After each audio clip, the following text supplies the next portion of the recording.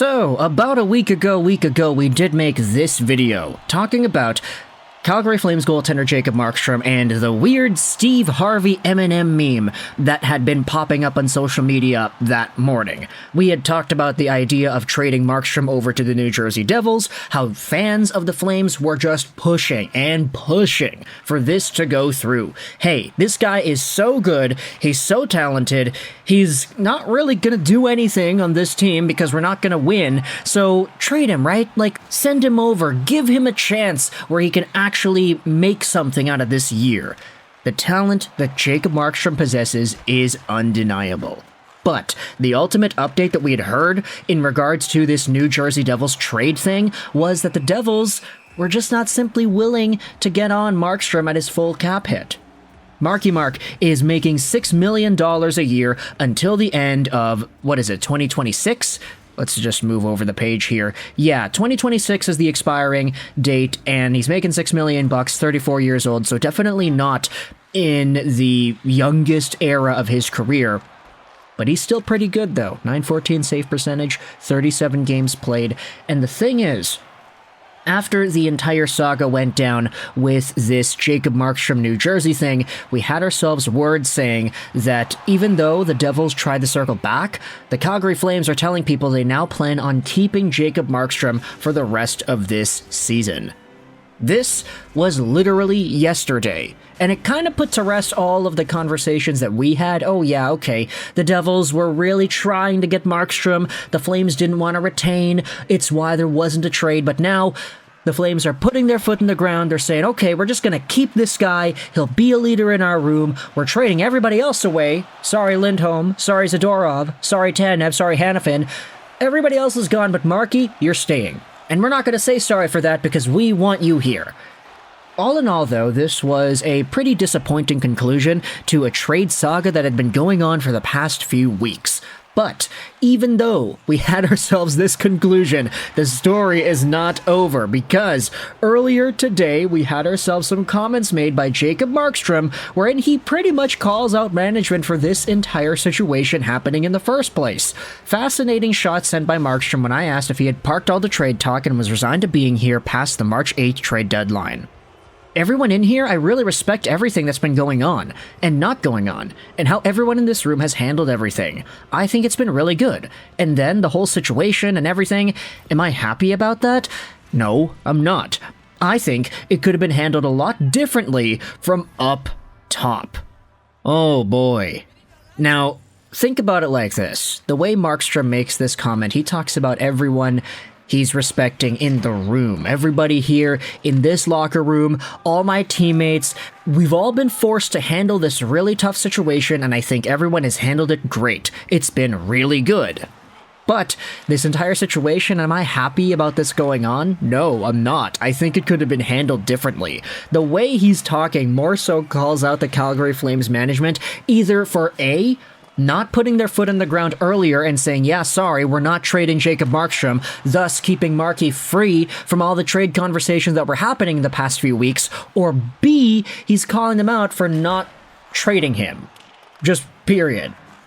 Here's a reply that I thought was interesting. My opinion could definitely be wrong. A deal was pretty much ready to go, but last minute Murray said he wasn't willing to eat the contract money, thus killing the deal right before it was about to go through. And so you could say that the Calgary Flames' unwillingness to eat onto any salary, maybe that made things a lot more difficult, and, you know, the ups and downs, the ebbs and flows, the roller coaster of emotions that you feel when everybody's saying, oh yeah, you're gonna get traded, this guy's gonna get traded to New Jersey, and so you're preparing mentally, okay, I'm gonna get traded to New Jersey, we're just gonna wait for the trade call to be finalized, and then all of a sudden it's like, nope, sorry, your team doesn't want to retain any salary. And then you're like, okay, what the heck? And I think that's maybe more so what Markstrom is talking about when he says, yeah, this thing could have been handled better, a lot differently up top. Either commit to the trade or don't. Don't go wishy-washy on me, because I'm a 34-year-old guy. Like, I'm already at the end of my NHL career, almost.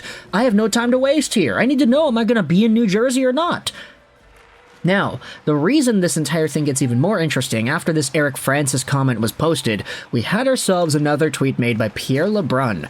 Also, from this morning, as noted in this Athletic article, my understanding is the New Jersey Devils have informed the Flames they would be now willing to take on Markstrom without salary retention. Whether or not that moves the needle, we shall see.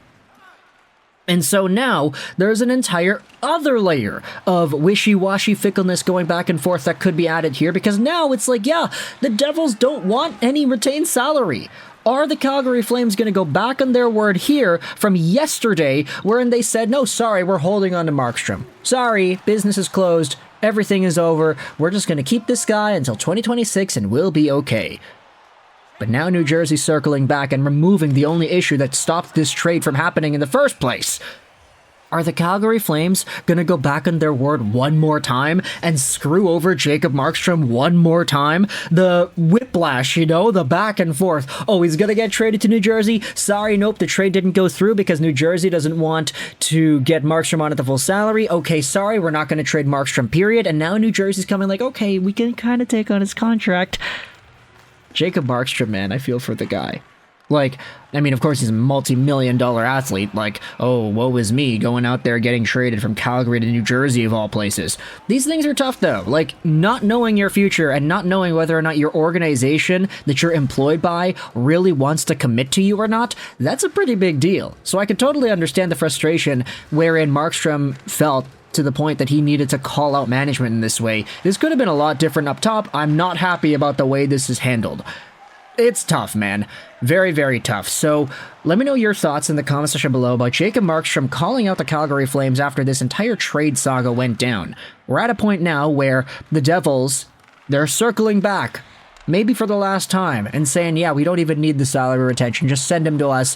We'll take on the money. You can take whatever prospects, whatever extra assets that you want. But are the Calgary Flames really going to do that after circling back a third time and saying, no, sorry, we're not trading this guy away? This is very, very bad. The Flames are handling this so poorly, you gotta feel for Markstrom from the human element side of things. And then there's another reply here that says, just do it, Conroy. Having a bitter goalie doesn't help the room either. And I could understand that point too. Like, sure, Markstrom is giving credit to all his teammates for how they've been handling this, but look, you can tell from this he's frustrated. That's not a bad thing to be feeling in this situation. So let me know your thoughts in the comment section below. If you're a Calgary Flames fan or a New Jersey Devils fan, what do you think the verdict is going to be on Jacob Markstrom to New Jersey? Is this actually going to happen? We've got a week to go until the trade deadline. Place your bets over, under. Does he get moved? Yes or no? And what do you think the price is if he does get moved? Do you think Markstrom and his frustration here is justified? I think it is, but if you don't, let me know in the comments why that may be. I hope you enjoyed this video, and bye.